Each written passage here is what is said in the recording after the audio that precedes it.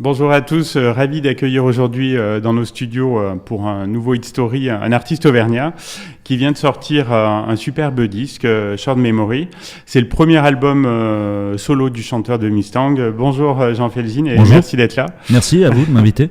Alors dans cet album, il y a une chanson que j'aime beaucoup, Cette femme est un mystère. Chronologiquement, c'est la dernière chanson de l'album. Est-ce que ça a été la dernière à naître, cette chanson ? Non, à vrai dire, c'est la première chanson que j'ai enregistrée pour cet album-là. C'est un album que j'ai enregistré seul chez moi, c'est ce qui est une première. Et j'avais commencé par cette reprise. Donc c'est une adaptation française d'une chanson de Roy Orbison, She's a Mystery to Me. Exactement. Comment a germé l'idée de cette adaptation ? Alors, je suis très très très fan de Roy Orbison. Enfin, je le dis tout le temps, mais je le redis, c'est mon chanteur préféré. C'est vraiment quelqu'un d'important pour moi à plein de niveaux.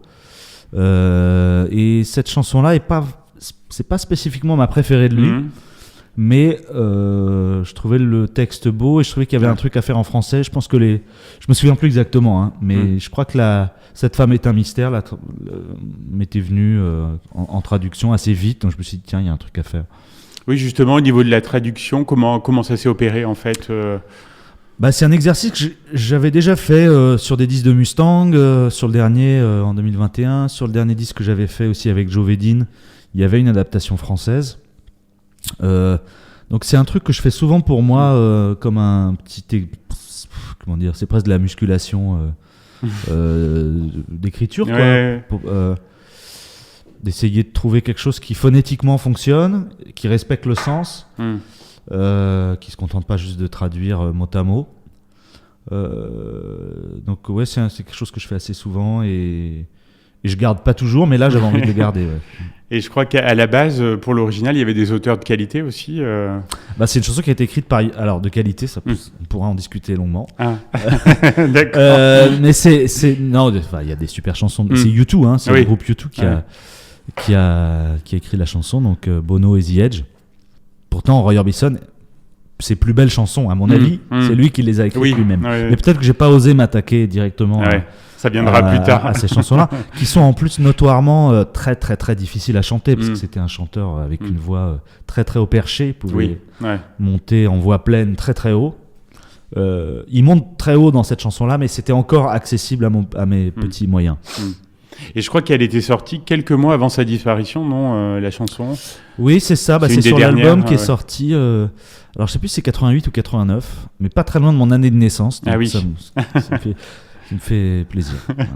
Alors, que raconte la chanson et qui est cette femme en question C'est une histoire d'amour, c'est une déclaration d'amour, mais moi je dis masochiste parce qu'on sent que cette femme, comme souvent dans les chansons de Roy Orbison, lui fait aussi du mal. Oui. Ouais. Mais en même temps, c'est une déclaration d'amour absolu. Le mot mystère dedans, il faut vraiment l'entendre au sens religieux, quoi. Oui.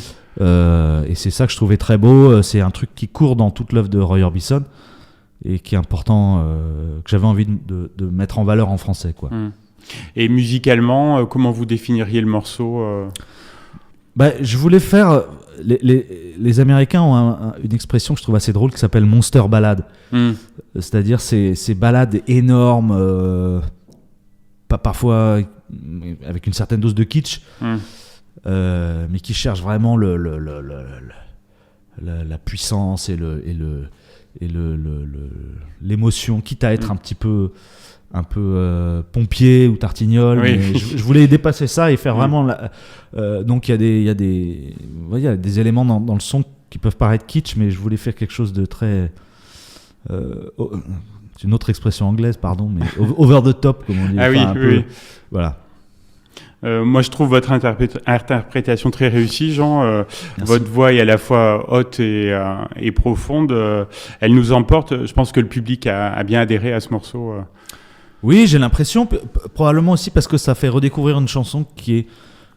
Alors, est-ce que c'était un single, un tube à l'époque ? Je sais pas, c'était une chanson qui avait marqué les esprits à l'époque, mais qui n'avait pas forcément traversé le temps, comme Pretty Woman, ou ce gros tube à lui, ou In Dreams. Donc, je pense qu'il y a cet effet-là aussi, que les gens se repenchent sur cette chanson-là.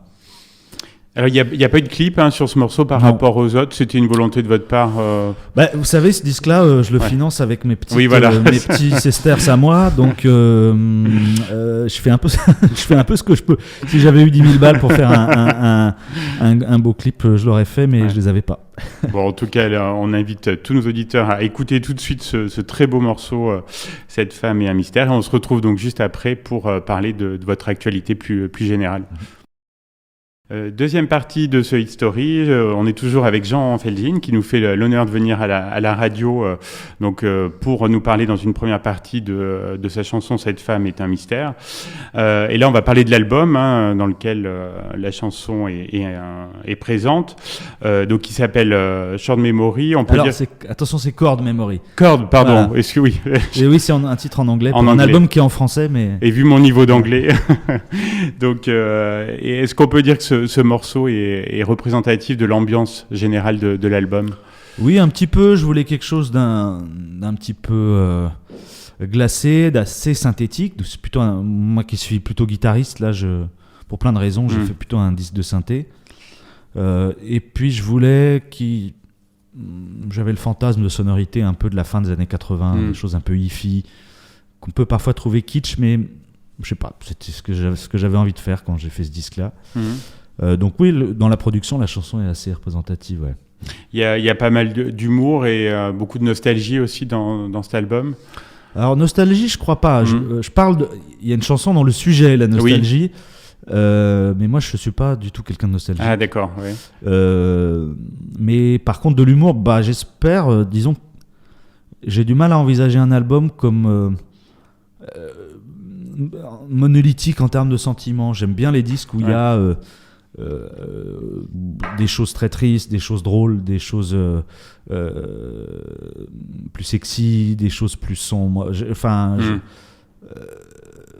Moi, un des disques qui m'a le plus marqué quand j'étais adolescent, c'est le premier album d'Elvis chez RCA. Ah oui. Où il y a des ballades, il y a des morceaux de rock dont certains sont avec des textes assez violents, des trucs super tendres, des berceuses, enfin vraiment, c'est très varié. Le premier album du Velvet Underground aussi que j'aimais beaucoup ado et comme ça. Donc j'ai du mal à envisager les disques autrement, quoi. J'aime bien qu'il y ait plusieurs sentiments dedans, dont l'humour. Enfin, oui, fait partie de la palette. C'est important, je trouve. La question de la masculinité aussi imprègne cet album. Oui, c'est vrai. Surtout qu'il y a plusieurs choses. Déjà, il y a quand même une forme de pénis sur la pochette. Oui, j'allais vous en parler. Mais oui, c'était un truc. Il y a une chanson, effectivement, où je parlais de l'infertilité, tout ça. C'est pas sans lien, d'ailleurs, avec le fait qu'il y ait une reprise de Roy Orbison, qui était parmi l'écurie de tous ces chanteurs des années 50, très masculins. Lui, il était un peu à part.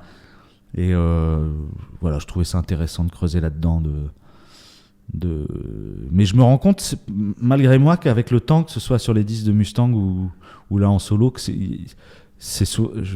mais dans les chansons, je mets souvent en scène des types qui sont en position de faiblesse. Ah oui. Mais c'est pas, j'avais pas mis le doigt dessus avant récemment, en fait. Je m'en étais pas rendu compte. Et alors, comment vous avez travaillé pour la création de cet album? Vous étiez bien entouré? C'est quelque chose que vous aviez en tête? Non, pas du tout. J'ai fait ça tout seul. Tout seul Je précise quand même. Je l'ai enregistré seul. J'ai un petit home studio, mais c'est un appartement. Oui.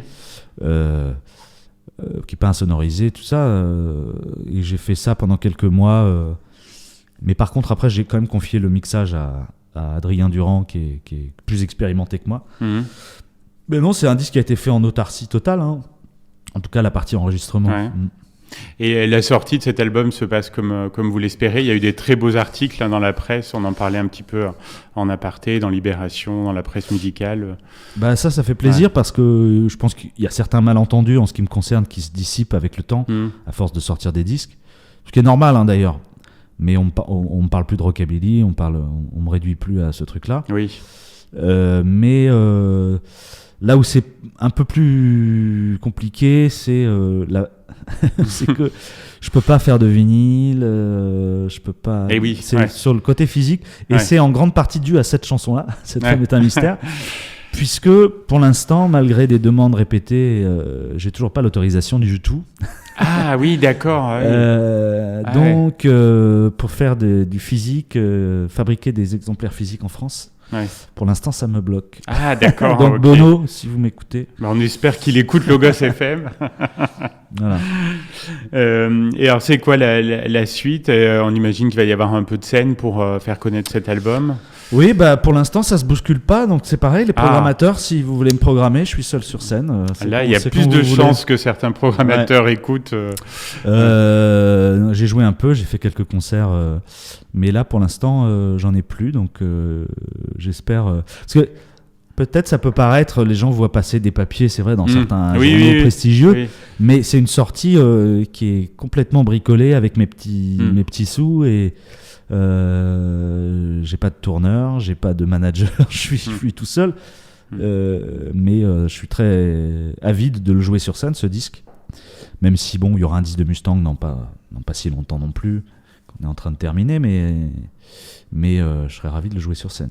Mais c'était justement ma dernière question, donc l'avenir de Mustang, voilà, il y a des choses qui se profilent. On est en train de terminer un album, là on va le mixer je pense au printemps, et peut-être pour le sortir d'ici une grosse année, je pense, parce que c'est toujours un peu long à mettre en place. Oui, bien sûr. C'est plus long qu'à faire. Mais oui, alors en aucune façon, il est question d'arrêter Mustang. C'est un truc que je voulais faire à côté pour mon plaisir, puis presque un peu comme un truc de fin d'études, quoi. Je le dis souvent, mais c'est une manière d'apprendre à enregistrer seul et de voir si j'étais capable d'aller au bout d'un disque tout seul, quoi. Bravo en tout cas pour le résultat qui est vraiment très sympa. Merci Jean Felzine. Merci, et puis on espère vous avoir bientôt sur Logos FM. Avec plaisir.